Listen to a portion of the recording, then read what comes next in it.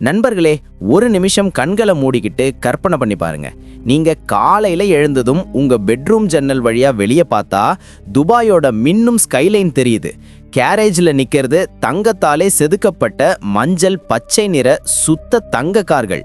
Lamborghini, Rolls Royce, private ஜெட்கள். உங்க ஒரு சைகைக்கு எல்லாம் ரெடியா நிக்குது.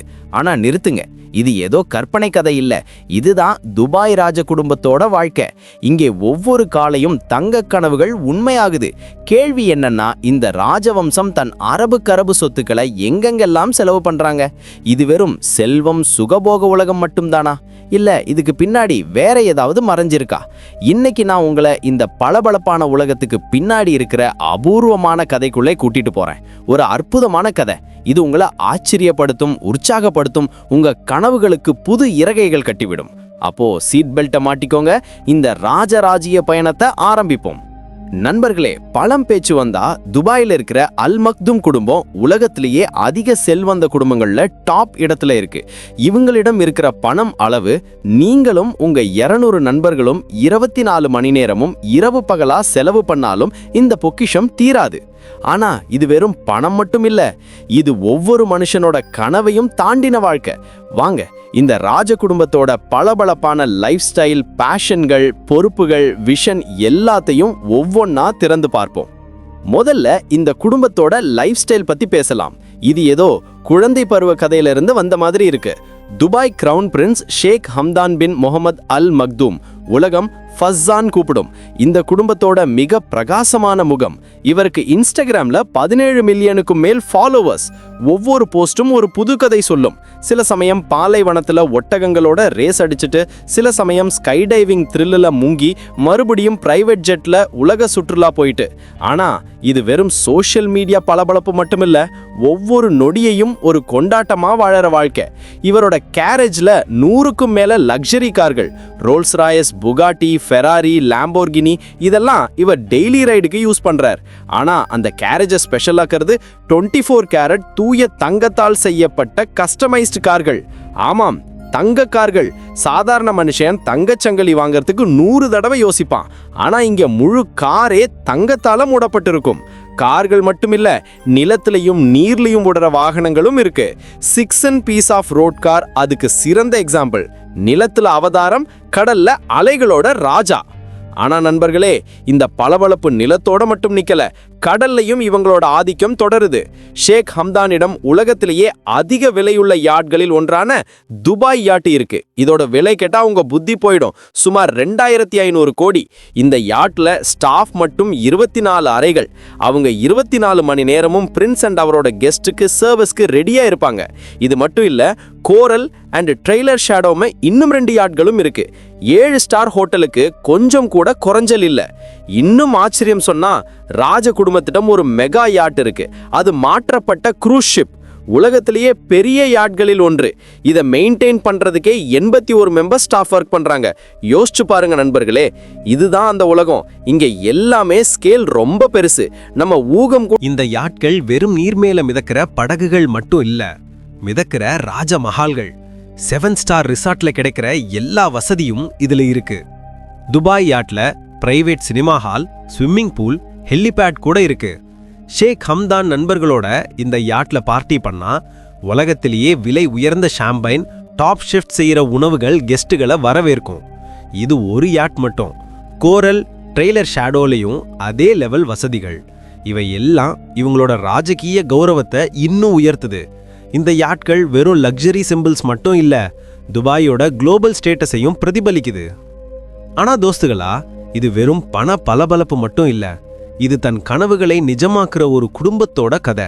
ஷேக் ஹம்தான் ஒவ்வொரு போஸ்ட், ஒவ்வொரு போட்டோ அசாத்தியம்னு எதுவும் இல்லைன்னு காட்டுது. ஆனா நீங்க எப்பவாவது யோசிச்சிருக்கீங்களா, இவ்ளோ செல்வம் புகழு நடுவுலையும் இவங்களும் மனுஷங்க தானே?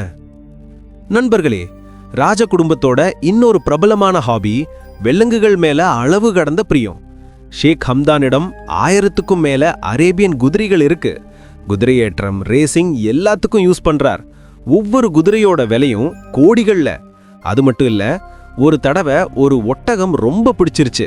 அத 40 கோடிக்கு வாங்கிட்டாரு. இவரோட இன்ஸ்டாகிராம்ல பார்த்தா சிங்கங்கள், சிறுத்தைகள், கழுகுகள், பாம்புகள் கூட பெட் அனிமல்ஸா தெரியும்.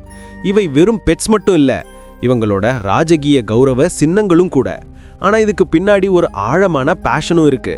ஷேக் ஹம்தானுக்கு அரபு பாரம்பரியத்தோட ஆழமான பந்தம் இருக்கு. இந்த ஹாபீஸ் எல்லாம் அந்த கலாச்சாரத்தை உயிரோட வச்சிருக்கிற வழி. துபாய் பாலைவனத்துல தனி ஃபார்ம் இருக்கு. அங்கே குதிரைகள், ஒட்டகங்கள் இருக்கும். இந்த குதிரைகளை துபாய் வேர்ல்ட் கப் மாதிரி உலக பிரபலமான ரேசிங் போட்டிகளுக்கு தயார் பண்றாங்க. பெட் சிங்கங்கள், சிறுத்தைகளுக்கு special veterinary experts, trainers team இருக்கு. இந்த விலங்குகள் இவங்களுக்கு குடும்ப உறுப்பினர்கள் மாதிரி. அதோட போட்டோ சோஷியல் மீடியால லட்சக்கணக்கான லைக்குகள் வாங்குது. தோஸ்துகளா, இதெல்லாம் கேட்டு உங்களுக்கு தோணலாம், இவங்க தன் உலகத்திலேயே மூழ்கி போயிருப்பாங்கன்னு. ஆனா உண்மை என்னன்னா, இந்த ராஜ குடும்பம் தன் லக்ஸரிக்காக மட்டும் இல்ல, மத்தவங்களுக்கு உதவுறதுக்கும் பிரபலம். ஒரு தடவை UAEல ஒரு கேன்சர் நோயாளி சோஷியல் மீடியால தன் கதையை ஷேர் பண்ணான். சிகிச்சைக்கு பணம் திரட்ட முடியல. அந்த போஸ்ட் ஷேக் ஹம்தான் கண்ணுல பட்டதும் ஒரு நொடி தாமதம் இல்லாம 5 கோடி ரூபாய் டொனேட் பண்ணிட்டார். யோசிச்சு பாருங்க, உலகத்துல எல்லா சுகமும் இருக்கிற ராஜகுமாரன் ஒரு அந்நியனுக்காக இவ்வளோ பெரிய தொகையை கொடுப்பாரா? இதுதான் அந்த ஜோஷ். இந்த குடும்பத்தை வெறும் பணக்காரங்க மட்டும் இல்ல, இரக்கமுள்ளவங்களா மாத்துது. ராஜ குடும்பத்தோட தான தர்மம் வெறும் பணம் கொடுப்பதோடு நிக்கல. ஷேக் ஹம்தான், அவரோட அப்பா ஷேக் முகமது சேரிட்டி ஈவெண்ட்ஸ்ல கலந்துக்குவாங்க. தேவையானவங்களை நேர்ல சந்திச்சு தைரியம் ஊட்டுவாங்க. துபாயில பல பள்ளிகள், மருத்துவமனைகள், கம்யூனிட்டி சென்டர்கள் இந்த குடும்பத்தோட டொனேஷனால தான் முன்னுக்கு வந்திருக்கு. ஒரு தடவை UAEல பெரிய மழை வந்து வெள்ளம் வந்தப்போ ராஜ குடும்பம் தன் பிரைவேட் ஜெட்டால ரிலீஃப் மெட்டீரியல் அனுப்புச்சு. இதுதான் அந்த முகம். இந்த குடும்பத்தை வெறும் பணக்கார குடும்பம் மட்டும் இல்லாம பொறுப்புள்ள தலைவர்களா மாத்துது. நண்பர்களே, துபாய் ராஜ குடும்பம் தன்காக மட்டும் இல்ல, தன் நாடு மக்களுக்காகவும் பணத்தை தண்ணி மாதிரி செலவு பண்றாங்க. ஷேக் முகமது பின் ராஷித் அல் மக்தூம், துபாய் ரூலர், துபாய உலக மேப்ல மின்ற நட்சத்திரமா மாத்தினவர். இவரோட விஷனால தான் இன்னைக்கு உலகத்திலேயே உயரமான கட்டிடம் புர்ஜ் கலீஃபா, 1.5 பில்லியன் செலவுல கட்டப்பட்ட பீச் ரிசார்ட் எல்லாம் நமக்கு தெரியுது. ஷேக் முகமதோட கனவு என்னன்னா, துபாய் எண்ணெய் மேல மட்டும் தங்கி இருக்க கூடாது.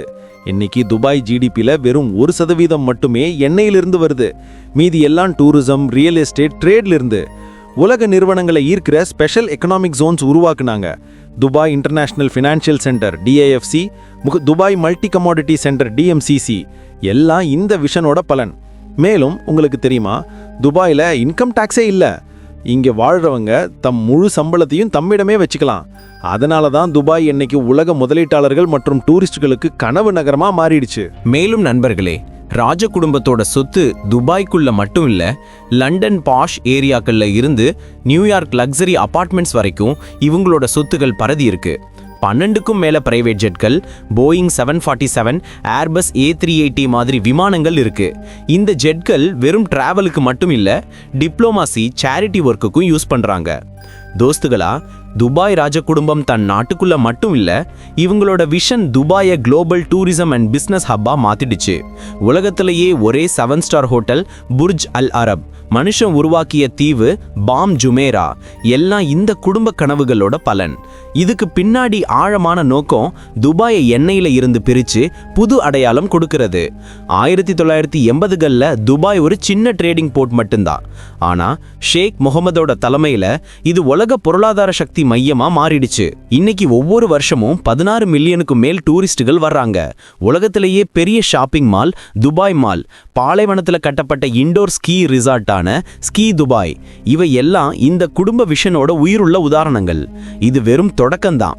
2030க்குள்ள துபாய் உலகத்திலேயே ஸ்மார்ட்டஸ்ட் சிட்டியா மாறப்போகுது. அதுல ஆர்டிஃபிஷியல் இன்டெலிஜென்ஸ், ஸ்மார்ட் டெக்னாலஜி பெரிய ரோல் பிளே பண்ணும். நண்பர்களே, இந்த கதை வெறும் பணத்தோட கதை இல்ல, கனவுகளை நிஜமாக்குற கதை. ஷேக் முகமது, அவரோட மகன் ஷேக் ஹம்தான் விஷன் இருந்தா உலகத்தையே மாத்த முடியும்னு காட்டிட்டாங்க.